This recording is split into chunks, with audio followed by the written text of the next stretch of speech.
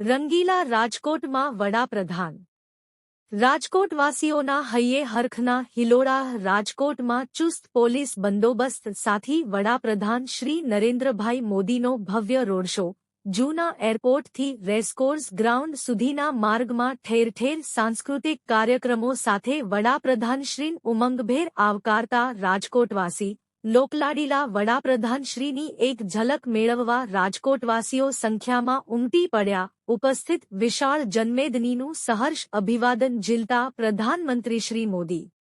Reporter Dev Tankaria, Rajkot.